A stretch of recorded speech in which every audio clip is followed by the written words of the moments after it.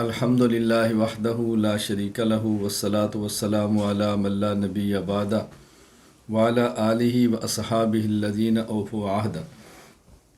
حضرت امام اعظم ابو حنیفہ نعمان بن ثابت نور اللہ مرقدہ نے الفقہ الاکبر میں گفتگو توحید باری تعالیٰ سے تفصیلاً شروع فرمائی ہے۔ واللہ تعالی واحد لا من طریق العدد ولکن من طریق انہ لا شریک لہ لم یلد ولم یولد ولم یکن لہ کفوا احد۔ اللہ تعالیٰ ایک ہے لیکن گنتی کے اعتبار سے نہیں، بلکہ اس اعتبار سے کہ اللہ کا کوئی شریک نہیں۔ اللہ تعالیٰ کا ارشاد ہے لم یلد ولم یولد ولم یکن لہ کفوا احد، اس کی کوئی اولاد نہیں، نہ وہ کسی کی اولاد ہے، نہ اس کا کوئی ہمسر ہے۔ یہاں بات اچھی طرح سمجھیں، حضرت امام اعظم ابو حنیفہ رحمہ اللہ نے توحید کو کس قدر عمدہ پیرائے میں اور طریقے سے سمجھایا ہے۔ امام صاحب فرماتے ہیں توحید کا مفہوم یہ ہے کہ اللہ تعالیٰ اپنی ذات اور صفات میں یکتا ہے۔ ایک ہے اللہ کا ایک ہونا، ایک ہے اللہ کا یکتا ہونا۔ اللہ یکتا ہے ذات اور صفات میں، گنتی کے اعتبار سے ایک نہیں، جیسے کہتے ہیں یہ ایک ہے، یہ دو ہے، یہ تین ہے، اس طرح اللہ ایک نہیں، بلکہ اللہ تعالیٰ ذات اور صفات میں یکتا ہے۔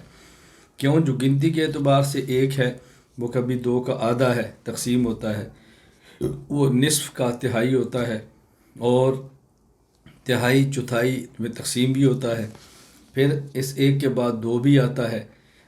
گنتی کے اس ایک کے تمام مفاہیم اللہ تعالیٰ کی ذات کے لیے موزوں اور مناسب نہیں، اس لیے ایسا ایک جس کی تجزی اور تقسیم ممکن نہ ہو اور وہ حادث نہ ہو اور قدیم ہو، وہ اللہ تعالیٰ کی ذات ہے۔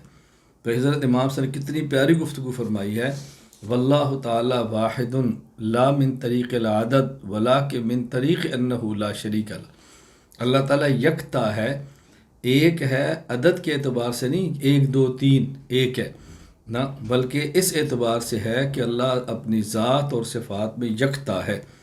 قرآن کریم سورۃ الانبیاء آیت نمبر 22، لو کان فیہما آلہۃ الا اللہ لفسدتا، اگر ایک سے زائد الہ ہوتے تو زمین و آسمان میں فساد پھیل جاتا۔ سورۃ الاخلاص قل هو اللہ احد اللہ الصمد لم یلد ولم یولد ولم یکن لہ کفوا احد۔ حضرت امام صاحب رحمۃ اللہ علیہ نے اپنی کتاب فقہ الاکبر میں چونکہ لم یلد ولم یولد سورہ اخلاص کی آیات کو متن کے اندر لائے ہیں، اس لیے اس کے شان نزول سمجھیں۔ حضرت ابی بن کعب رضی اللہ تعالیٰ عنہ فرماتے ہیں مشرکین نے رسول اکرم صلی اللہ علیہ وسلم سے کہا انصب لنا ربک فانزل اللہ قل هو اللہ احد اللہ الصمد، سنن ترمذی حدیث نمبر 3364۔ مشرکین نے کہا کہ آپ اللہ کا نسب بیان کریں، اللہ کا نسب بیان کریں، اس پر یہ سورۃ اخلاص نازل ہوئی۔ اور الجامع الاحکام القرآن میں امام ابو عبداللہ محمد بن احمد انصاری قرطبی رحمہ اللہ وفات 671 ہجری، وہ فرماتے ہیں کہ مفسرین فرماتے ہیں کہ مشرکین کے ایک سوال کا جواب تھا جو اللہ نے سورہ اخلاص کی صورت نازل فرمایا۔ ان کا سوال کیا تھا؟ صف لنا ربک ام من ذہب او من نحاس او من صفر، آپ اللہ تعالیٰ کے بارے میں بتائیں کہ اللہ تعالیٰ سونے کا بنا ہے، پیتل کا بنا ہے، تانبے کا بنا ہے، الیاذ باللہ۔ تو اللہ تعالیٰ کا رد فرمایا قل هو اللہ احد۔ پہلی بات یہ سمجھیں کہ اللہ تعالیٰ کا نہ باپ ہے نہ اولاد ہے، نہ ہی اللہ تعالیٰ کی اجزاء میں ترکیب ہے کہ وہ کسی سے بنے ہوں، یہ سونا لوہا تانبا، یہ تو ترکیب ہوتی ہے، اس کی تجزی ہے، تقسیم ہے، اللہ ایسا نہیں ہے۔ تو امام صاحب رحمۃ اللہ علیہ نے فرمایا کہ اللہ تعالیٰ یکتا ہے اپنی ذات اور صفات میں، لا یشبہ شیئا من الاشیاء من خلقہ ولا یشبہ شیئا من خلقہ، اللہ تعالیٰ اپنی مخلوق میں سے کسی چیز کے مشابہ نہیں اور مخلوق میں سے کوئی چیز اللہ تعالیٰ کے مشابہ نہیں، یعنی نہ اللہ کسی کی طرح ہے نہ اللہ کی طرح کوئی ہے۔ اس پر ایک سوال یہ ہے کہ حضرت امام صاحب فرماتے ہیں نہ اللہ کسی کے مشابہ ہے نہ کوئی اللہ کے مشابہ ہے، جبکہ سورۃ النور آیت نمبر 15 اللہ نور السماوات والارض مثل نوری کمشکات فیہا مصباح المصباح فی الزجاجہ، یہاں دیکھیں اللہ تعالیٰ کے نور کی مثال دی ہے، اللہ تعالیٰ کے نور کی مثال دی ہے، تو مثال تو مشابہت سے ہوتی ہے، کیسے مشابہ نہیں ہے؟ مثال کیا دی ہے؟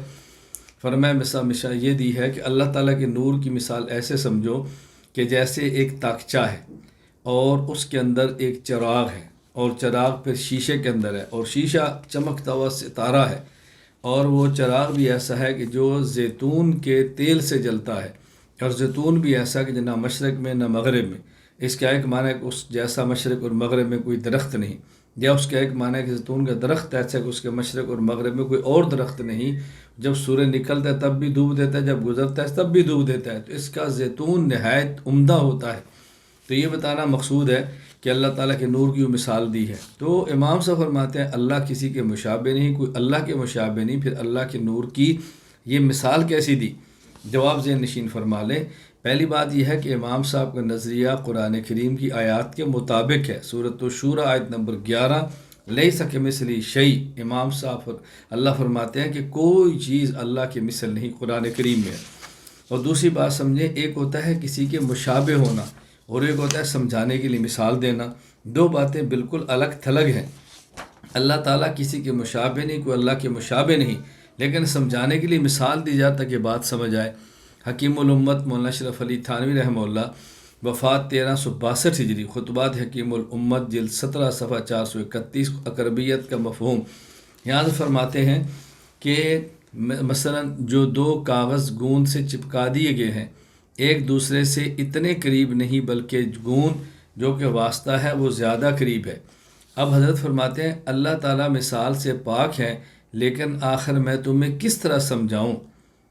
مقصد یہ ہے کہ اللہ تعالیٰ مثال سے پاک ہے، لیکن مجبوری ہے کہ جب تک مثال نہ دے بات سمجھ نہیں آتی۔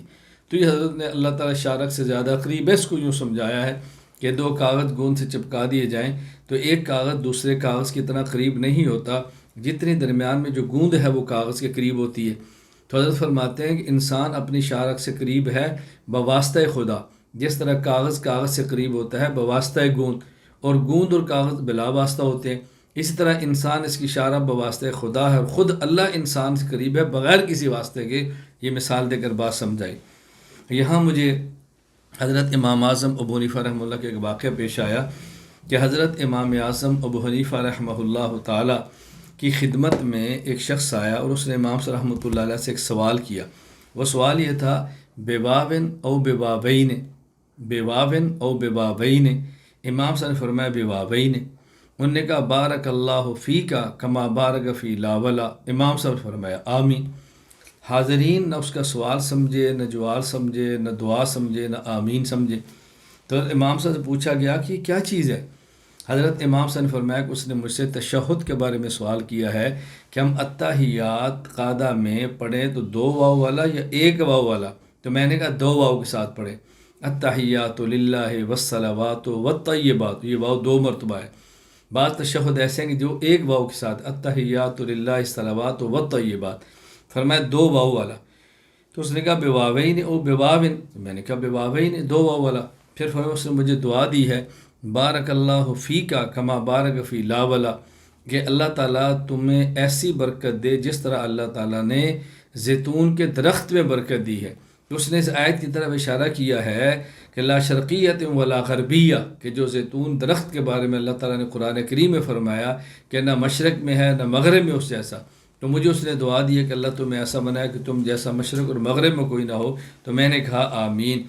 یہ واقعہ علامہ ابو محمد عبد القادر بن ابو الوفا محمد بن ابو الوفا القرشی رحمہ اللہ فات 775 ہجری الجواہر المزیہ فی طبقات الحنفیہ میں نقل فرمایا۔ میں نے کہا حوالہ آپ کے پاس آ جائے تاکہ آپ اس کو دیکھنا چاہیں تو دیکھ لیں۔ لم یزل ولا یزال باسمائہ و صفاتہ الذاتیہ والفعلیہ، امام ابو حنیفہ رحمۃ اللہ اپنے اسماء اور صفات ذاتیہ اور فعلیہ سے کے ساتھ ہمیشہ کے ساتھ اور ہمیشہ رہیں گے، ازلی بھی ہیں ابدی بھی ہیں۔ اما ذاتیۃ فالحیات والقدرت والعلم والکلام والسمع والبصر والارادہ، یہاں صفات ذاتیہ جو ساتھ کا تذکرہ فرمایا، حیات، قدرت، علم، کلام، سمع اور بصر۔ اما الفعلیہ، حیات، قدرت، علم، کلام، سمع، بصر اور ارادہ، 7 کا ذکر فرمایا۔ وعمل فعلیہ فالتخلیق والترزیق والانشاء والابداع والصنع وغیر ذلك من صفات الفعل لم یزل ولا یزال بصفاتہ واسمائہ لم یحدث له صفۃ ولا اسم۔ صفات ذاتیہ اور صفات فعلیہ، صفات فعلیہ چند ایک بطور مثال کے فرمائی ہیں۔ الترزیق ہے، انشاء ہے، ابداع ہے، الصنع ہے۔ فرمایا امام صاحب رحمۃ اللہ علیہ فرماتے ہیں اللہ تعالیٰ اپنے اسماء اور صفات ذاتیہ اور صفات فعلیہ دونوں کے ساتھ ہمیشہ سے ہیں اور ہمیشہ رہیں گے۔ یہ چند ایک باتیں سمجھیں۔ اللہ تعالیٰ کے اسماء کا ذکر فرمایا اور صفات کا ذکر فرمایا، مختصر اس پہ گفتگو کر لیتے ہیں۔ اللہ تعالیٰ کے اسماء دو قسم کے ہیں، نمبر 1 ذاتی اور نمبر 2 صفاتی۔ نمبر 1 ذاتی اور نمبر 2 صفاتی۔ اب یہاں چند ایک فوائد سمجھیں تاکہ بات اچھی طرح کھل کر آ جائے۔ فائدہ نمبر 1، ذاتی نام صرف ایک ہے اللہ، باقی تمام نام صفاتی ہیں۔ فائدہ نمبر 2، اللہ تعالیٰ کے صفاتی ناموں کو اسماء حسنہ کہا جاتا ہے۔ فائدہ نمبر 3، جو اسماء قرآن و حدیث میں اللہ تعالیٰ کی ذات کے لیے استعمال کیے گئے ہیں یا امت کے تعامل سے ثابت ہے یا عرف عام کے اندر اس کا تذکرہ کیا ہوا ہے، ایسے اسماء کا استعمال اللہ تعالیٰ کی ذات کے لیے جائز ہے، جیسے سمیع، علیم، قدیم، واجب وغیرہ۔ رہے ایسے اسماء جن کا استعمال ذات باری کے لیے قرآن و حدیث یا اجماع سے ثابت نہیں، تو ان کے اطلاق کے بارے میں ضابطہ ذہن نشین فرما لیں۔ یعنی قرآن کریم میں یا حدیث میں یا امت کے تعامل سے عرف عام میں جو اسماء اللہ کے لیے استعمال ہوئے ہیں وہ اللہ کے لیے استعمال کرنے چاہیے، اور جو قرآن کریم میں، حدیث میں، امت کے تعامل میں، عرف میں اللہ کے لیے استعمال نہیں ہوئے، ان کے لیے ضابطہ کیا ہے؟ وہ لفظ اگر اللہ تعالیٰ کی کسی صفت کی ترجمانی کرتا ہے، نمبر 2، وہ لفظ غیر اللہ کے ساتھ خاص نہیں ہے، نمبر 3، اس لفظ کے استعمال سے اللہ تعالیٰ کی تنقیص کا پہلو نہیں نکلتا، تو ایسا لفظ اللہ تعالیٰ کے لیے استعمال کرنا جائز ہوگا، جیسے خدا۔ اب اس کا تذکرہ قرآن کریم میں نہیں، حدیث میں نہیں، لیکن خدا کا لفظ استعمال کرنا اللہ کی ذات کے لیے جائز ہے۔ تفصیلی گفتگو میرے اس کی توحید باری تعالیٰ میں موجود ہے، آپ اس پر سماعت فرما لیں۔ فائدہ نمبر 4، کفار اللہ تعالیٰ کی ذات کے لیے جو اسماء استعمال کرتے ہیں جب تک اس میں 2 قسم کی چیزوں کے بارے میں تحقیق نہ ہو۔ نمبر 1، یہ نام ذاتی ہے صفاتی، نمبر 2 صفاتی ہے تو کس صفت کی ترجمانی کرتا ہے، اس وقت تک اس کے استعمال سے بچنا چاہیے۔ فائدہ نمبر 5، عربی لفظ کے علاوہ غیر عربی زبان کا لفظ کسی صفت کی ترجمانی کرے مگر وہ کفار کا شعار بن چکا ہو تو ایسا لفظ اللہ کے لیے استعمال نہیں کرنا چاہیے۔ فقیہ الامت مولانا محمود حسن گنگوئی رحمہ اللہ وفات 1416 ہجری فتاوی محمودیہ میں لکھتے ہیں، اس صورت میں انہی ناموں کو منع کیا جا سکتا ہے جو غیر قوم کا شعار ہے، اور جو شعار نہیں ان کو منع نہیں کیا جا سکتا، جیسے خدا، عیز، یزداں، کہ یہ نام کسی مخصوص غیر مسلم کے شعار نہیں بلکہ بکثرت اہل اسلام کی تصانیف میں موجود ہیں۔ فائدہ نمبر 6، ہر زبان میں ذات باری کے لیے ذاتی نام مقرر ہے، ان کا استعمال اسی زبان میں ذات باری کے لیے جائز ہے، جیسے فارسی اور اردو میں خدا اور انگریزی میں گاڈ بڑی جی کے ساتھ۔ فائدہ نمبر 7، بعض اسماء ایسے ہیں جو مخلوق پر بھی بولے گئے ہیں، جیسے سمیع، بصیر، علیم وغیرہ۔ مخلوق کے لیے ان اسماء کا معنی یہ ہے کہ مخلوق سننے میں کان کی محتاج ہے، دیکھنے میں آنکھ کی محتاج ہے، بولنے میں زبان کی محتاج ہے، اور جب یہ لفظ استعمال اللہ کے لیے ہوں گے تو اس کا معنی یہ ہوگا کہ اللہ تعالیٰ دیکھنے میں آنکھ کے محتاج نہیں، سننے میں کان کے محتاج نہیں، اور بولنے میں زبان کے محتاج نہیں۔ یعنی یہ اسماء اللہ کے لیے استعمال ہوں گے تو معنی اور ہوگا، اور مخلوق کے لیے استعمال ہوگا تو معنی اور ہوگا۔ امام علاء الدین محمد بن علی بن محمد الحسکفی رحمہ اللہ وفات 1088 ہجری الدر المختار، اس میں فرماتے ہیں وجازت تسمیت بعلی و رشید من الاسماء المشترکہ ویزاد فی حقنا غیر ما یراد فی حق اللہ تعالی۔ کسی نام کا اسماء مشترکہ میں سے رکھنا، کسی کا نام اسماء مشترکہ میں سے رکھنا جائز ہے، جیسے علی رشید۔ ہمارے حق میں ان اسماء کو معنی مراد نہیں ہوتا جو اللہ تعالیٰ کے لیے مراد ہوتا ہے۔ فائدہ نمبر 8، حضرت ابو ہریرہ رضی اللہ تعالیٰ عنہ کی حدیث پاک جو سنن ترمذی حدیث نمبر 3506 موجود ہے، اس حدیث کا معنی سمجھیں۔ وہ حدیث یہ ہے، ان للہ تعالی 99 اسما 100 غیر واحدۃ من احصاها دخل الجنہ۔ اللہ تعالیٰ کے 99 نام ہے، جو ان ناموں کو یاد کرے گا تو وہ جنت میں داخل ہوگا۔ اس حدیث کا معنی یہ نہیں، اس حدیث کا معنی یہ ہے کہ یہ جو خاص 99 نام ہے ان کو یاد کرنے پر جنت کی بشارت ہے۔ اس کا یہ معنی نہیں کہ 99 ناموں کے علاوہ اللہ کا کوئی اور نام نہیں، اللہ کے اور نام بھی ہیں، لیکن جن ناموں کے یاد کرنے پر جنت کی بشارت ہے وہ یہ 99 اسماء مبارکہ ہیں۔ اور وہ اسماء کون سے ہیں؟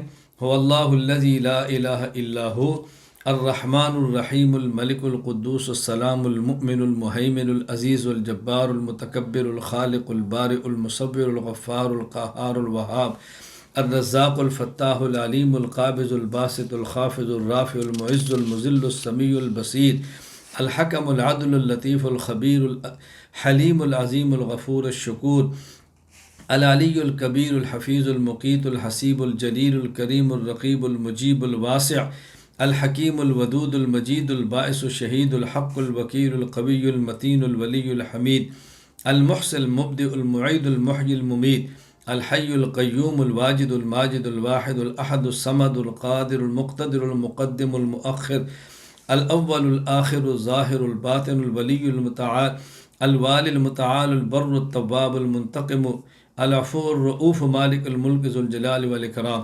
المقسط الجامع الغنی المغنی المانع الضار النافع النور الہادی البدیع الباقر الوارث الرشید الصبور۔ یہ 99 نام ہیں جن پر بشارت ہے۔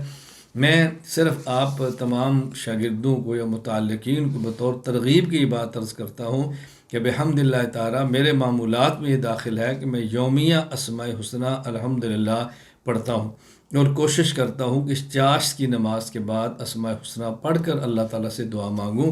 ہو سکے تو آپ بھی اس کا اہتمام فرمائیں، ان اسماء حسنہ کو یاد فرما لیں اور یاد کر اور پڑھنے کا اہتمام فرمائیں۔ بے حد فوائد اور برکات ہے۔ اللہ تعالیٰ نے اسماء حسنہ کے ساتھ مانگنے کا ذکر قرآن کریم کے اندر کیا ہے، وَلِلَّهِ الْأَسْمَاءُ الْحُسْنَى فَادْعُوهُ بِهَا۔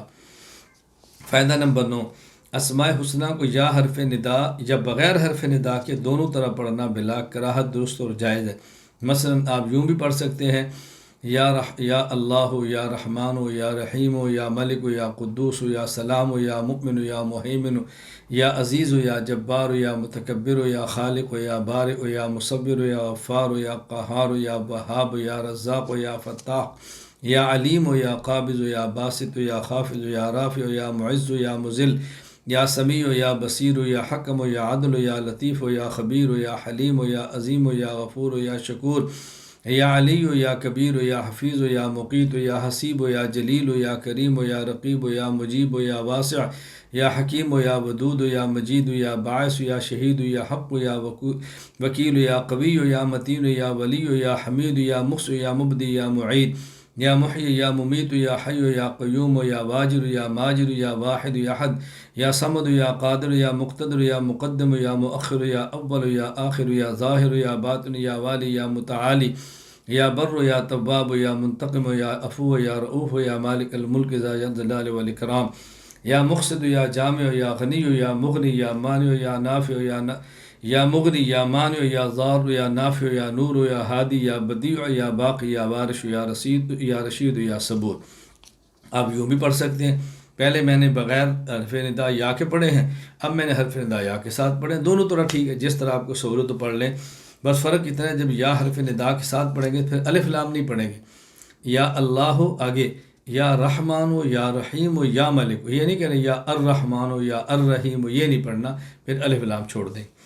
فائدہ نمبر 10، اسماء حسنہ میں سے کون سے اسماء بندوں کے لیے استعمال کیے جا سکتے ہیں اور کون سے نہیں، اس کی تفسیر کے لیے درج ذیل امور ملاحظہ فرما لیں، یہ بات توجہ سمجھیں۔ نمبر 1، اسم ذات لفظ اللہ، اس کا استعمال اللہ ہی کے لیے ہے، مخلوق کے لیے استعمال کرنا جائز نہیں۔ نمبر 2، وہ اسماء حسنہ جن کا استعمال اللہ تعالیٰ کی مخصوص صفات کے لیے ہوتا ہے، تو ان کا حکم یہ ہے کہ ان کا استعمال صرف اللہ تعالیٰ کے لیے جائز ہے، مخلوق کے لیے جائز نہیں۔ جیسے عبد الرحمن کو الرحمن نہیں کہہ سکتے، عبد القدوس کو قدوس نہیں کہہ سکتے، عبد الرزاق کو رزاق نہیں کہہ سکتے، عبد الخلاق کو خلاق نہیں کہہ سکتے، عبد الصمد کو صمد نہیں کہہ سکتے، عبد الحق کو حق نہیں کہہ سکتے، عبد القیوم کو قیوم نہیں کہہ سکتے۔ اللہ تعالیٰ کی خاص صفات، اس کا استعمال ٹھیک نہیں۔ نمبر 3، بعض اسماء حسنہ مشترک ہیں، یعنی ان کا استعمال ذات باری کے لیے بھی کیا گیا ہے، اور قرآن کریم حدیث مبارکہ تعامل امت میں اس کا استعمال مخلوق کے لیے بھی کیا گیا ہے۔ بعض اسماء ایسے ہیں ان کے بارے میں حکم یہ ہے کہ ان اسماء کا استعمال اللہ تعالیٰ کے لیے بھی جائز ہے اور مخلوق کے لیے بھی جائز ہے، لیکن اللہ تعالیٰ کے حق میں ان کا معنی الگ ہوگا اور مخلوق کے لیے ان کا معنی الگ ہوگا۔ یہ بات اچھی طرح ذہن نشین فرما لیں۔ جب ہم کسی کو سمیع کہیں گے تو اس کا معنی اللہ کے لیے استعمال کریں گے معنی اور ہوگا، بندے کے لیے معنی استعمال اور ہوگا۔ عبد الرحمن کو رحمان بھائی نہیں کہہ سکتے، عبد الرحیم کو رحیم بھائی کہہ سکتے ہیں کہ رحیم قرآن کریم میں رسول اللہ صلی اللہ علیہ وسلم کے لیے بھی استعمال ہوا ہے۔ لقد جاءکم رسول من انفسکم عزیز علیہ ما عنتم حریص علیکم بالمؤمنین رؤوف الرحیم۔ اسی طرح کریم کا لفظ ہے اور حکیم وغیرہ کا۔ نمبر 4، وہ اسماء جو اللہ تعالیٰ کے لیے اللہ تعالیٰ کی مخصوص صفات کے لیے بھی مستعمل نہیں، اور قرآن کریم احادیث مبارکہ اور تعامل امت میں بھی مخلوق استعمال نہیں ہوئے، تو ان کا حکم یہ ہے کہ مخلوق کے لیے ان کو استعمال کرنے سے احتراز کرنا چاہیے۔ بات سمجھ لیں، میں نے خلاصہ بیان کر دیا ہے، اس کو ذہن نشین فرما لیں۔ میں پھر آسانی کے لیے دہرا دیتا ہوں۔ نمبر 1، اسم ذات لفظ اللہ کے غیر کے لیے استعمال کرنا جائز نہیں۔ نمبر 2، وہ اسماء جو اللہ تعالیٰ کی مخصوص صفات کے لیے ہے ان کا اللہ کے علاوہ اللہ کے غیر پر استعمال کرنا جائز نہیں۔ نمبر 3، وہ اسماء جو اللہ کی ذات اور اللہ کے غیر کے لیے استعمال ہوئے ہیں قرآن کریم میں، حدیث میں، امت کے تعامل میں، ان کا استعمال غیر اللہ کے لیے کریں گے تو معنی الگ ہوگا، اللہ کے لیے کریں گے تو معنی الگ ہوگا۔ نمبر 4، وہ اسماء جو اللہ تعالیٰ کی مخصوص صفات کے لیے استعمال نہیں ہوئے لیکن قرآن کریم میں، حدیث پاک میں، امت کے تعامل سے ان کا استعمال اللہ کے غیر پر بھی نہیں ہوا، تو ایسے اسماء کو بھی اللہ کے علاوہ کسی اور پر استعمال کرنے سے احتیاط کرنی چاہیے۔ یہ تو میں نے مختصر سی گفتگو کی اللہ تعالیٰ کے اسماء کے بارے میں۔ اب دیکھتے ہیں اللہ تعالیٰ کی صفات۔ اللہ تعالیٰ کی صفات 2 قسم کی ہیں، نمبر 1 محکمات، نمبر 2 متشابہات۔ پھر اللہ تعالیٰ کی جو صفات محکمات ہیں ان کی صفات محکمات کی 2 قسمیں ہیں، نمبر 1 صفات ذاتیہ اور نمبر 2 صفات فعلیہ۔ صفات ذاتیہ وہ صفات ہیں جن کے ساتھ اللہ تعالیٰ موصوف ہو اور ان کی ضد کے ساتھ اللہ تعالیٰ موصوف نہ ہو، اور یہ 7 ہیں۔ نمبر 1 حیات، نمبر 2 علم، نمبر 3 قدرت، نمبر 4 ارادہ، نمبر 5 سمع، نمبر 6 بصر، نمبر 7 کلام۔ یہ 7 ہیں۔ اب دیکھو اللہ تعالیٰ صفت حیات کے ساتھ موصوف ہے، صفت موت کے ساتھ نہیں ہے، صفت علم کے ساتھ ہے، صفت جال کے ساتھ نہیں ہے، صفت قدرت کے ساتھ ہے، صفت عجز کے ساتھ نہیں ہے، صفت ارادہ کے ساتھ ہے اور اس کی ضد تردد کے ساتھ نہیں ہے، صفت سمع کے ساتھ ہے، اس کی ضد سم بہرا پن اس کے ساتھ نہیں ہے، صفت بصر کے ساتھ ہے، اس کی ضد عمی و نبینا پن کے ساتھ نہیں ہے، صفت کلام کے ساتھ ہے، اس کی ضد بکم و گنگا پن اس کے ساتھ نہیں ہے۔ تو یہ اللہ تعالیٰ کی صفات ذاتیہ ہیں، اور اس کو اچھی طرح ذہن نشین فرما لیں۔ یہ 7 صفات ذاتیہ جس کا امام صاحب رحمۃ اللہ علیہ نے الفقہ الاکبر میں تذکرہ فرمایا ہے۔ یہ ساتوں صفات ایسی ہیں جن کا تذکرہ قرآن کریم کے اندر موجود ہے۔ صفت حیات سورہ بقرہ آیت نمبر 255، اللہ لا الہ الا هو الحی القیوم۔ صفت قدرت سورۃ البقرہ آیت نمبر 20، ان اللہ علی کل شیء قدیر۔ یہاں ایک بات اچھی طرح سمجھ لیں، الجھن کے اندر کبھی مبتلا نہ ہو۔ جب ہم کہتے ہیں اللہ تعالیٰ فلاں چیز پر قادر ہے، اللہ تعالیٰ ہر چیز پر قادر ہے، اس کا مطلب کیا ہوتا ہے؟ اللہ تعالیٰ کی قدرت کا تعلق ممکنات کے ساتھ ہوتا ہے، واجبات اور محالات کے ساتھ نہیں ہوتا۔ جب یہ کہا جائے کہ اللہ تعالیٰ ہر چیز پر قادر ہے، اس کا معنی ہوتا ہے کہ ہر ممکن چیز پر قادر ہیں۔ جو چیز محال ہو، جس کا وجود ناممکن ہو، جیسے کسی دوسرے اللہ کا وجود، اسی طرح اللہ کی موت جن کا وجود ناممکن ہو، اور اسی طرح وہ چیزیں جو واجب ہیں جن کا ہونا ضروری ہے، جیسے اللہ تعالیٰ کی ذات ہے، اس کا تعلق اس کے ساتھ نہیں ہوتا۔ یعنی جب ہم یہ کہیں اللہ تعالیٰ ہر چیز پر قادر ہے، تو یہ نہیں کہہ سکتے کیا اللہ دوسرے اللہ کو پیدا کرنے پر بھی قادر ہے؟ دوسرے اللہ کا وجود یہ ناممکن ہے۔ تو قدرت کا معنی ہوتا ہے ایسی چیز جو ہو بھی سکے نہ بھی ہو سکے، اللہ تعالیٰ اس پہ قادر ہے، چاہے تو کر دے اور چاہے تو نہ کرے۔ اس کا تعلق ممکنات کے ساتھ ہوتا ہے، واجبات اور محالات کے ساتھ نہیں ہوتا۔ جس کا ہونا ضروری ہے وہاں یہ نہیں کہہ سکتے کہ اللہ اس کے نہ کرنے پر بھی قادر ہے۔ مثلا اللہ تعالیٰ کا وجود ضروری ہے، اللہ تعالیٰ کی حیات ضروری ہے، واجب ہے، تو کوئی بندہ یہ کہ کیا اللہ تعالیٰ آپ کو اپنے آپ کو مارنے پر بھی قادر ہے؟ نہ، یہ نہیں کہنا، چونکہ حیات اللہ کی واجب ہے۔ اسی طرح دوسرا خدا ہونا یہ ناممکن ہے، تو یہ سوال نہیں کر سکتے کہ اللہ تعالیٰ کسی اور خدا کو پیدا کرنے پر بھی قادر ہے۔ تو قدرت کا تعلق واجبات اور محالات کے ساتھ نہیں ہوتا، بلکہ قدرت کا تعلق صرف اور صرف ممکنات کے ساتھ ہوتا ہے۔ یہ نقطہ اچھی طرح ذہن نشین فرما لیں، اور اگر یہ بات سمجھ فی الحال نہ آئے، آپ اس کو دہراتے رہیں، اللہ سے مانگتے رہیں، اور بات آپ کو سمجھ آ جائے گی۔ مجھے یہاں پر ایک واقعہ یاد آیا کہ ایک عالم تھے، مجھے انہوں نے فرمایا کہ میری بیٹی دورہ حدیث میں پڑھ رہی ہے، تو میں نے اس کو کہا کہ مولانا محمد الیاس گھمن کے بیانات سنو۔ اس نے 1 گھنٹہ بیان سنا، تو پھر اس نے کہا کہ ابا جی مجھے سمجھ نہیں آیا، تو میں نے کہا بیٹی دوبارہ سنو۔ اس نے دوبارہ سنا تو کہنے لگی ابا جی مجھے سمجھ نہیں آیا، تو میں نے کہا بیٹی پھر سنو۔ اس نے پھر سنا تو مجھے کہتے نہیں سمجھ آیا، تو میں نے کہا بیٹی پھر سنو۔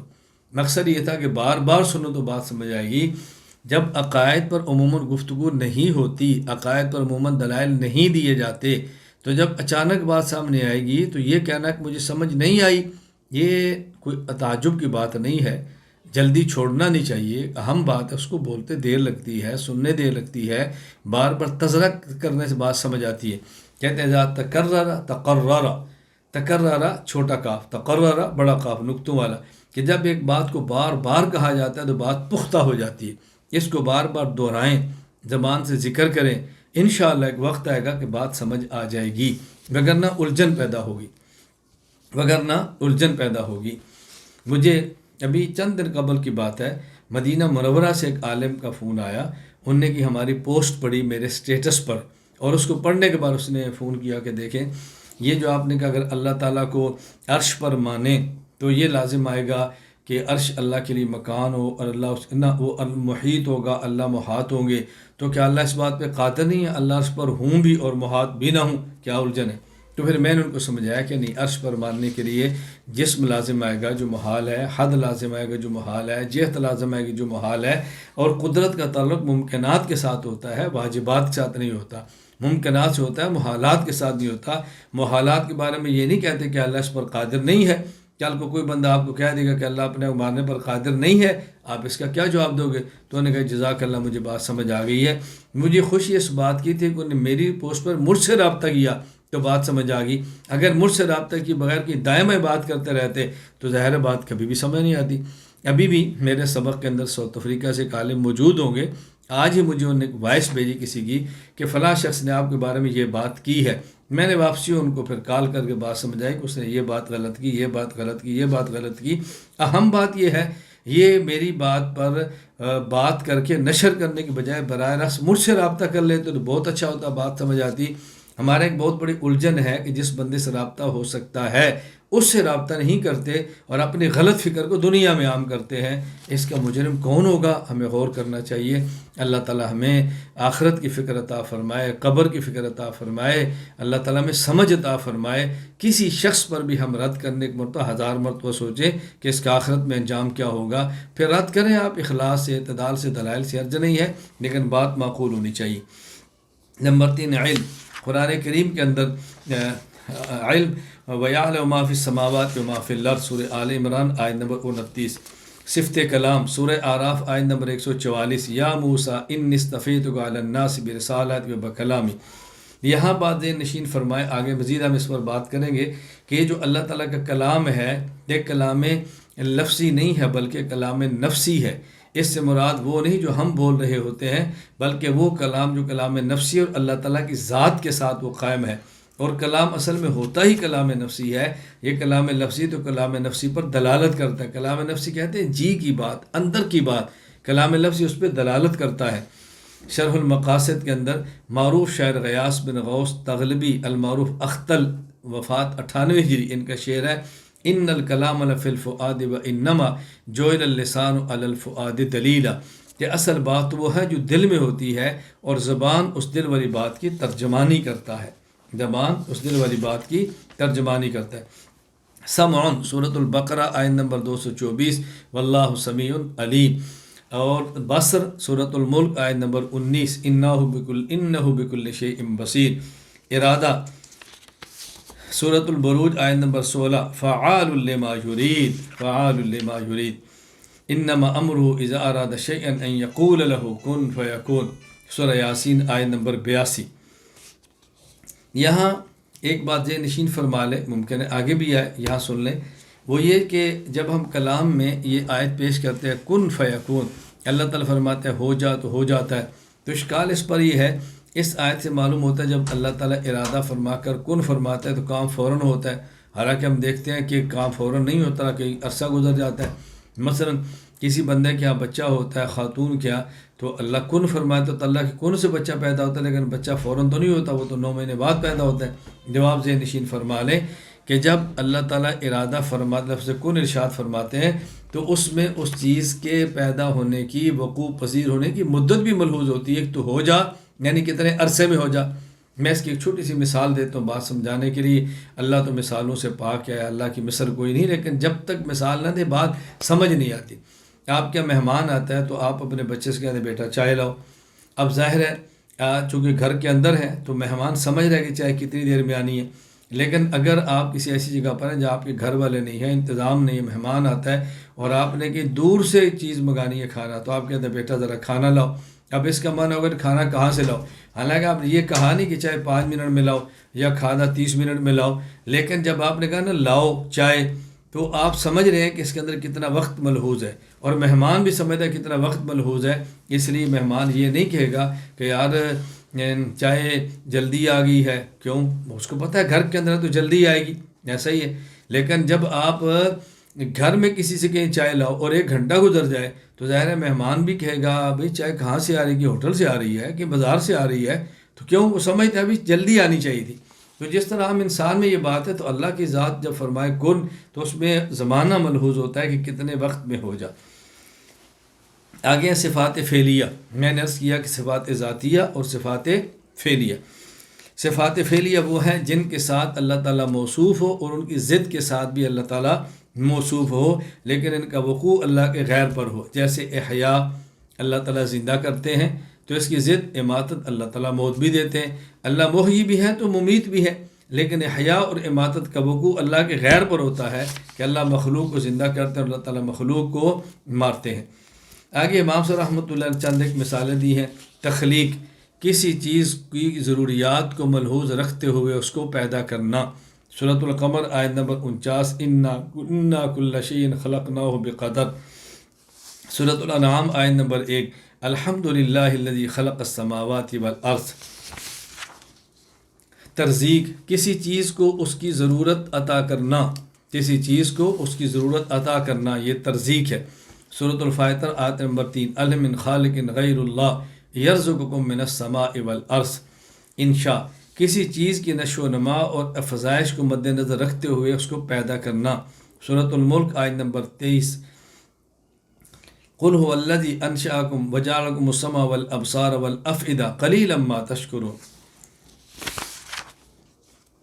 ابداع، کسی چیز کو اثر نو پیدا کرنا، یعنی کسی چیز کو بغیر نمونہ کے پیدا کرنا، سورۃ البقرہ آیت نمبر 117 بدیع السماوات والارض۔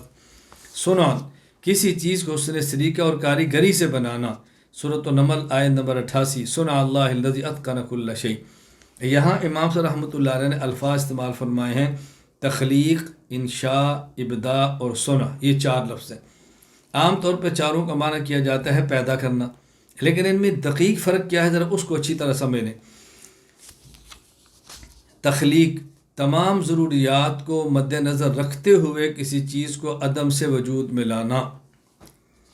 انشاء، بڑھوتری اور نمو کو مد نظر رکھتے ہوئے کسی چیز کو عدم سے وجود میں لانا۔ ابداع، بغیر کسی سابق نمونہ کے کسی چیز کو عدم سے وجود میں لانا۔ صنع، کسی چیز کو حسن سلیقہ سے عدم سے وجود میں لانا۔ تو 4 لفظ ہیں اور چاروں کا اچھی طرح مطلب سمجھ لیں۔ میں پھر عرض کرتا ہوں، حضرت امام اعظم ابو حنیفہ رحمۃ اللہ علیہ نے الفقہ الاکبر میں اللہ تعالیٰ کی صفات فعلیہ کی جو مثالیں دی ہیں، ان میں 4 جو مثالیں ہیں ان میں دقیق اور باریک فرق ہے، وہ سمجھیں۔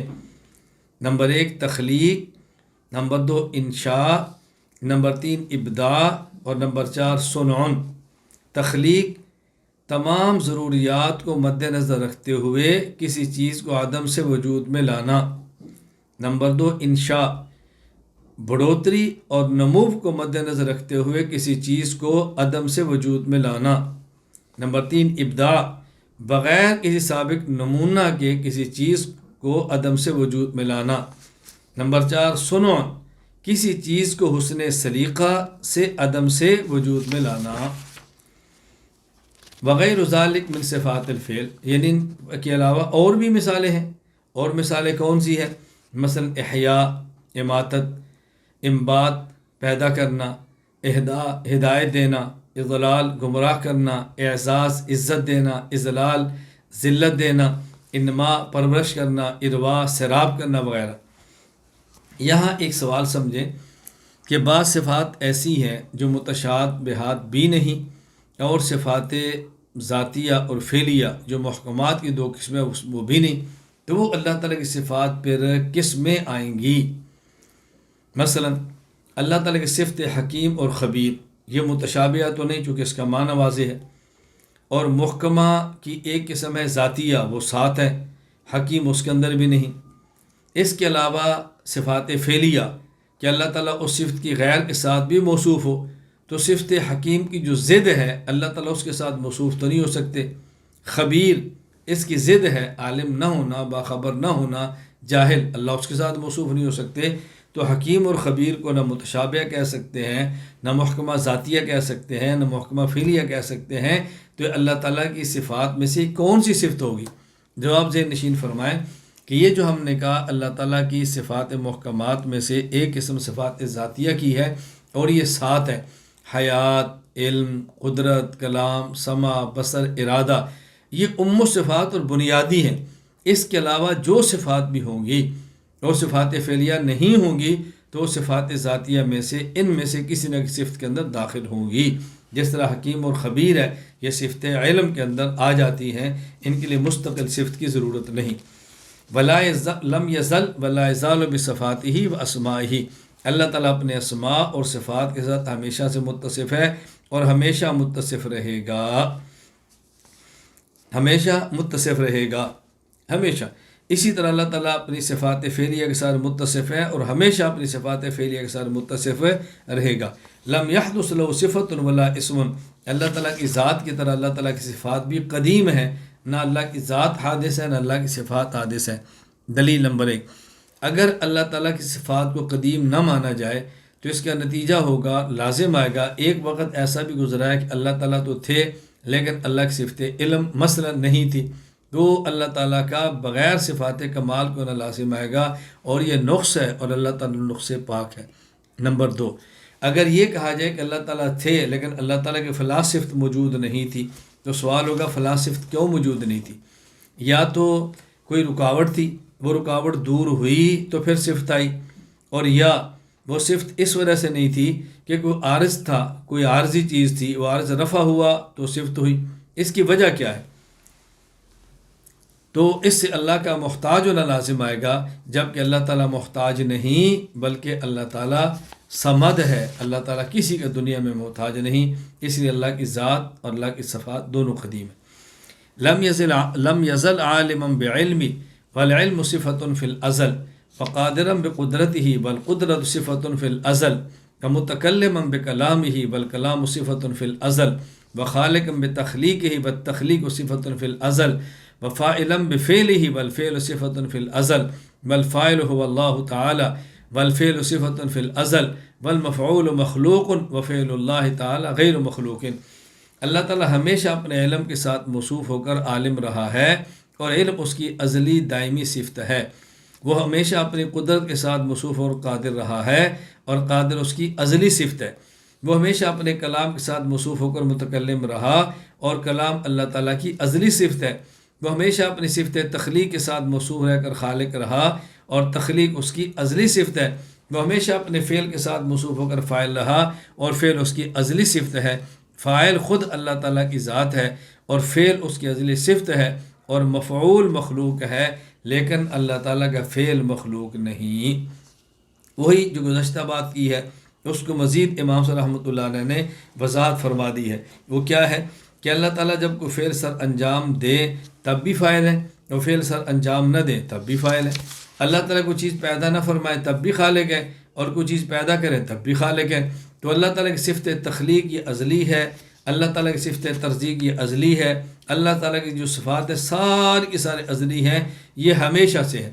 تو جس چیز کو پیدا کیا وہ مفعول مخلوق حادث ہے، لیکن اللہ خود بھی قدیم ہے، اور اللہ کا فعل تخلیق اور صفت تخلیق بھی قدیم ہے۔ ایک ہے کسی صفت کا وجود اور ایک ہے صفت کا ظہور۔ وجود تو قدیم سے ہے لیکن اس کا ظہور ابھی ہوا ہے، تو ظہور کی وجہ سے ہم اس کو قدیم حادث نہیں کہہ سکتے، بلکہ وہ قدیم ہی رہیں گے۔ اس کو اچھی طرح ذہن نشین فرما لیں۔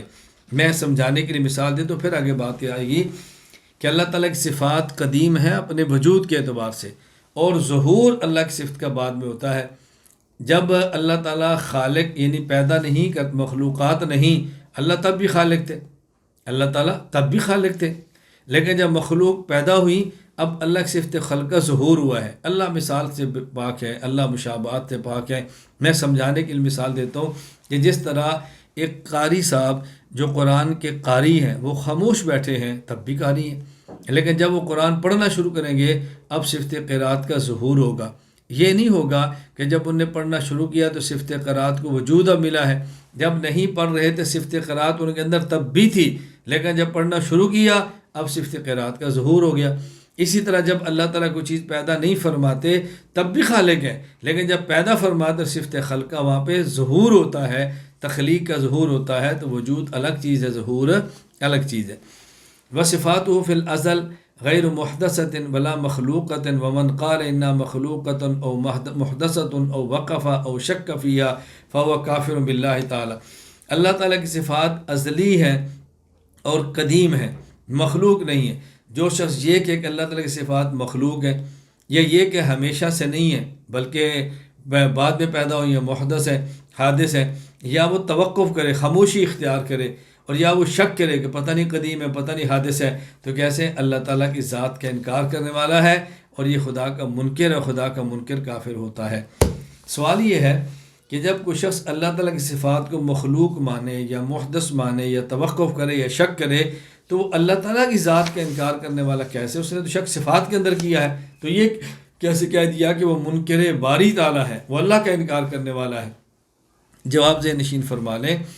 دیکھیں اللہ تعالیٰ کی صفات کو جب کوئی بندہ مخلوق مانے گا کہ اس کا معنی ہی کو مانتا ہے کہ کسی وقت میں اللہ تھے اور اللہ کی صفت نہیں تھی، بعد میں پیدا ہوئی۔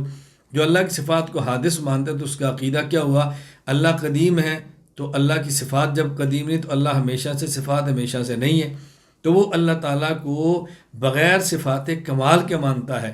تو جب ہم کہتے ہیں وہ اللہ کا انکار کرتا ہے، اس کا معنی ہے کہ اللہ تعالیٰ کو باکمال ماننے کا انکار کرتا ہے، اور خدا کو باکمال نہ ماننا ایسے ہی ہے جیسے کوئی بندہ اللہ کے وجود کا انکار کر دے، تو اللہ کا انکار کرے، اللہ کی کمالات کا انکار کرے، بات ایک ہی ہے۔ تو کافر باللہ کا معنی ہے کافر بکمال اللہ تعالیٰ، کافر بصفات اللہ تعالیٰ۔ والقرآن کلام اللہ تعالیٰ فی المصاحف مکتوب وفی القلوب محفوظ وعلی الالسن مقروب وعلی النبی علیہ الصلوۃ والسلام منزل۔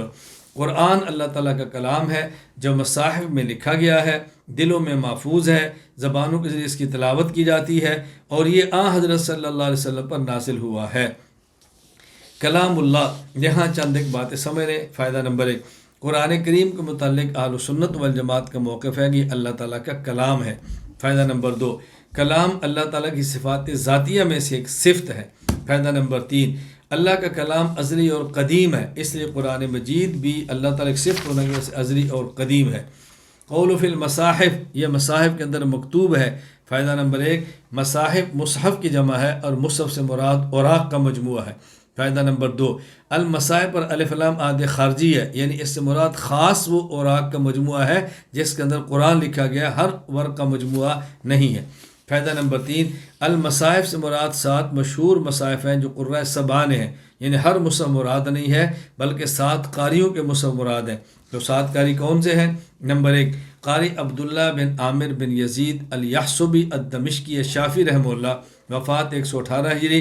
آپ کی قرات کو روایت کرنے والے 2 راوی ہیں، امام عبداللہ بن احمد بن بشیر بن زکوان القرشی الدمشقی رحمہ اللہ، وفات 242 ہجری۔ امام ابو الولید ہشام بن عمار بن نصیر بن میسرہ السلمی الدمشقی رحمہ اللہ، وفات 245 ہجری۔ دوسرے قاری ابو معبد عبداللہ بن کثیر بن عمر الداری المکی رحمہ اللہ، وفات 120 ہجری۔ ان کی روایت کو قرات کرنے والے روایت کرنے والے 2 راوی ہیں۔ نمبر 1 امام احمد بن محمد بن عبداللہ البزی رحمہ اللہ، وفات 250 ہجری۔ نمبر 2 امام محمد بن عبد الرحمن بن محمد المکی المخزومی المعروف قنبل رحمہ اللہ، وفات 291 ہجری۔ نمبر 3 قاری عاصم بن ابی النجود الاسدی الکوفی رحمہ اللہ، وفات 127 ہجری۔ ان کی قرات کو روایت کرنے والے 2 راوی ہیں، امام حفص بن سلیمان بن مغیرہ بن اسدی الکوفی رحمہ اللہ، وفات 180 ہجری۔ امام ابو بکر شعبہ بن عیاش بن سالم الاسدی الکوفی وفات رحمہ اللہ، وفات 193 ہجری۔ نمبر 4 قاری ابو عمر زبان بن اللہ بن عمار البصری رحمہ اللہ، وفات 154 ہجری۔ آپ کی قرات کو روایت کرنے والے 2 راوی ہیں، نمبر 1 امام ابو عمر حفص بن عمر بن عبدالعزیز الدوری الازدی رحمہ اللہ، وفات 246 ہجری۔ امام صالح بن زیاد بن عبداللہ بن سوسی رحمہ اللہ، وفات 261 ہجری۔ نمبر 5 نمبر کے قاری حمزہ بن حبیب بن عمارہ الزیات الکوفی رحمہ اللہ بن عمارہ الزیات الکوفی رحمہ اللہ، وفات 156 ہجری۔ آپ کی قرات کو روایت کرنے والے 2 راوی ہیں، نمبر 1 امام ابو عیسیٰ خلاد بن خالد الشیبانی الکوفی رحمہ اللہ، وفات 220 ہجری۔ نمبر 2 امام ابو محمد خلف بن ہشام بن سالب الاسدی البغدادی البزار رحمہ اللہ، وفات 229 ہجری۔ نمبر 6 قاری ابو رویم نافع بن عبد الرحمن اللیثی المدنی رحمہ اللہ، وفات 169 ہجری۔ آپ کی قرات کو روایت کرنے والے 2 راوی ہیں، نمبر 1 امام عیسیٰ بن مینا بن وردان قالون رحمہ اللہ، وفات 220 ہجری۔ نمبر 2 امام عثمان بن سعید بن عبداللہ ورش رحمہ اللہ، وفات 197 ہجری۔ 7ویں قاری امام ابو الحسن علی بن حمزہ الکسائی النحوی الکوفی رحمہ اللہ، وفات 189 ہجری۔ آپ کی قرات کو روایت کرنے والے 2 راوی ہیں، نمبر 1 ابو الحارث لیث بن خالد مروزی بغدادی رحمہ اللہ، وفات 240 ہجری۔ امام ابو عمر حفص بن عمر بن عبدالعزیز الدوری الازدی رحمہ اللہ، وفات 246 ہجری۔ فائدہ نمبر 5 فی المصاحف مکتوبن، مصاحف میں لکھا گیا ہو، اس کا فائدہ یہ ہے کہ وہ آیات قرآن سے خارج ہو گئیں جن کی تلاوت تو منسوخ ہے لیکن حکم منسوخ نہیں۔ قرآن کریم کی بعض آیات ایسی ہیں ان کا حکم باقی ہے لیکن ان کی تلاوت منسوخ ہو گئی۔ مثلا قرآن کریم کے اندر الشیخ والشیخۃ اذا زنیا فرجموہا البتہ، کہ جب شادی شدہ مرد شادی شدہ عورت زنا کرے اور گواہ موجود ہو تو ان کو سنگسار کرو، حکم اب بھی ہے، آیت کے الفاظ منسوخ ہے۔ مثال نمبر 2 حضرت عبداللہ بن مسعود رضی اللہ تعالی عنہ کی قرات میں سورۃ المائدہ آیت نمبر 89 فَكَفَّارَتُهُ اطعام 10 مساکین من اوسط ما تطعمون اہلیکم وکسوتہم تحریر رقبہ فمن لم یجد فصیام 3 ایام، یہ الفاظ وہاں ہیں صیام فصیام 3 ایام متتابعات، کہ جب قسم کا کفارہ ادا کیا جائے تو کفارہ کیا ہے؟ 10 مساکین کو کھانا کھلانا، یا 10 کو کپڑے پلانا، یا ان کو یا غلام آزاد کرنا، اور اگر یہ میسر نہ ہو ان میں سے کوئی ایک تو پھر 3 مسلسل روزے رکھنا۔ حکم اب بھی یہ ہے لیکن قرات منسوخ ہے۔ وفی القلوب محفوظ، قرآن کریم وہ جو دلوں میں محفوظ ہے، یعنی قرآن کریم دل کے اندر محفوظ ہے یا دماغ میں موجود ہے، اس پر ہم تھوڑی سی بات کریں گے، اس کو توجہ سے سماعت فرما لیں۔ بعض سے معلوم ہوتا ہے کہ دل کا کام سمجھنا ہے، اور یعنی دل کا کام سمجھنا ہے، اور کہیں ہے کہ دل کا کام حفاظت کرنا ہے۔ مثلا قرآن کریم میں ہے وَلَهُمْ قُلُوبٌ لَا يَفْقَهُونَ بِهَا، کہ دیکھو ان کے لیے دل ہیں لیکن یہ سمجھتے نہیں ہیں۔ اس آیت کریمہ سے معلوم ہوا کہ قلب کا کام سمجھنا ہے۔ اور سنن ترمذی حدیث نمبر 2913 عبداللہ بن عباس رضی اللہ عنہ فرماتے ہیں رسول اللہ صلی اللہ علیہ وسلم نے فرمایا ان الذی لیس فی جوفی شیء من القرآن کالبیت الخرب، کہ وہ شخص کہ جس کے پیٹ میں قرآن کا کوئی حصہ نہ ہو اس کا پیٹ ویران گھر کی طرح ہے۔ یہاں پیٹ سے مراد دل ہے کہ پیٹ کے اندر دل ہوتا ہے، تو پیٹ ظرف ہے اور دل اس کے اندر ہے مظروف ہے، تو یہ ظرف بول کر مظروف مراد کیا گیا ہے۔ جس طرح کہتے ہیں النہر جارن، نہر چل رہی ہے، حالانکہ نہر نہیں چلتی، نہر کے اندر پانی چل رہا ہوتا ہے، تو لفظ نہر کا استعمال کیا، مراد پانی ہے۔ یہاں بھی لفظ پیٹ کا استعمال کیا، مراد اس سے دل ہے، چونکہ دل یہاں انسان کے جسم کے اندر ہے، باطنی حصے کے اندر ہے۔ یہاں بات سمجھے، حافظہ کا مرکز دل ہے یا دماغ ہے؟ میں نے عرض کیا قرآن کریم کی آیت کو دیکھے تو معلوم ہوتا ہے دل کا کام ہے سمجھنا۔ عبداللہ بن عباس رضی اللہ تعالیٰ عنہ والی حدیث پاک کو دیکھے تو اس سے معلوم ہوتا ہے کہ دل کا کام ہے محفوظ رکھنا۔ اب چیز محفوظ کہاں ہوتی ہے اور چیز کو سمجھنے والا کون ہے؟ میں اپنی رائے پیش کرتا ہوں جس میں مختلف آراء کے سامنے آ سکتی ہیں کہ حافظہ کا جو مرکز ہے وہ دماغ ہے، یعنی دماغ کا کام ہے سمجھنا اور دل کا کام ہے کسی چیز کو محفوظ رکھنا۔ دل کا کام ہے کسی چیز کو سمجھنا اور دماغ کا کام ہے اس سمجھی ہوئی چیز کو محفوظ رکھنا۔ تو حافظہ کا مرکز دماغ ہے۔ جس طرح آنکھ کا کام ہے دیکھنا اور دیکھی ہوئی چیز کو وہ بھیجتی ہے دماغ کے پاس، دماغ اس کو محفوظ کر لیتا ہے۔ کان کا کام ہے سننا، یہ سننے کے بعد سنی ہوئی چیز کو بھیجتا ہے دماغ میں اور دماغ کا کام ہے اس کو محفوظ کر لینا۔ تو اسی طرح دل کا کام ہے سمجھنا، وہ سمجھنے کے بعد چیز کو دماغ میں بھیجے گا، دماغ نے اپنے پاس محفوظ رکھنا ہے۔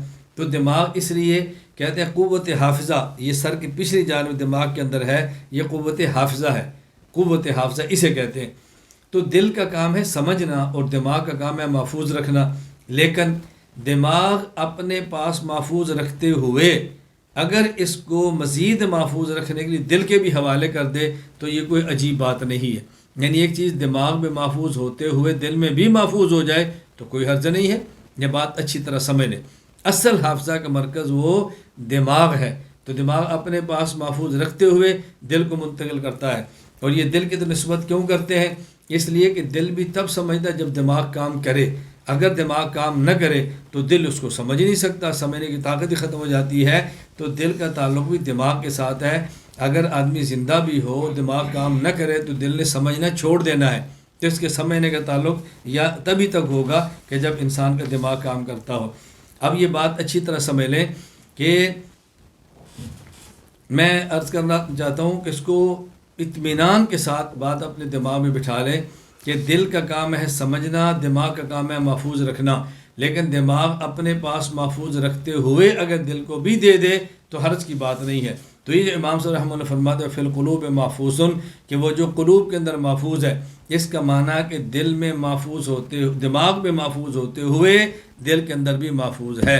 جس طرح سمجھنا کام دل کا ہے لیکن سمجھنے کی صورت دماغ کی طرف بھی کر دیتے ہیں، جب کوئی بندہ بات نہ سمجھے تو کہتے ہیں تیرے اندر دماغ نہیں ہے، تو بات سمجھ نہیں رہا، حالانکہ سمجھنا کام تو دل کا جو قرآن کریم سے ثابت ہو رہا ہے۔ تو بات ذہن نشین فرما لیں، میں بڑے اختصار سے بات دہرا دیتا ہوں تاکہ بات آپ اچھی طرح سمجھ لیں کہ قرآن کریم میں ہے وَلَهُمْ قُلُوبُ لَا يَفْقَهُونَ بِهَا، ان کے پاس دل ہیں جن کے ساتھ یہ سمجھتے نہیں ہے بات کو۔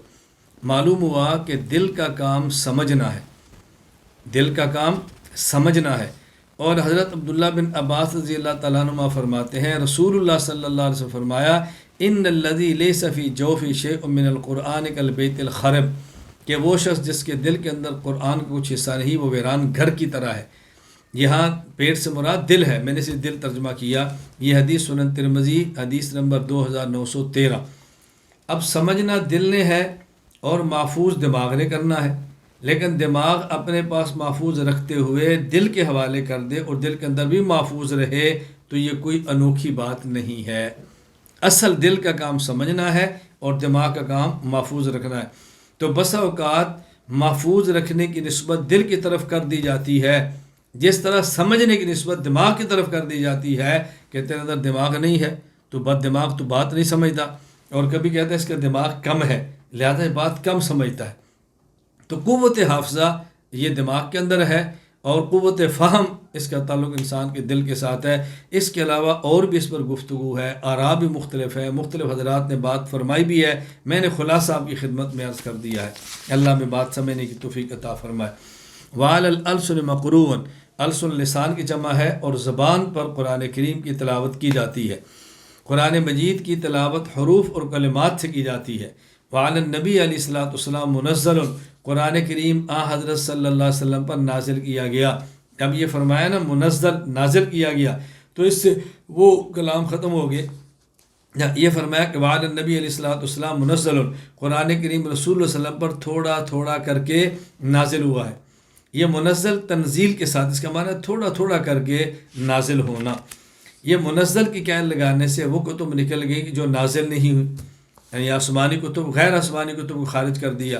علی النبی علیہ الصلوۃ والسلام سے وہ بھی خارج ہوگی جو اللہ کے نبی پر نہیں نازل ہوئی ہیں، لیکن پہلے انبیاء پر ہے، رسول اکرم صلی اللہ علیہ وسلم پر نازل نہیں ہوئی۔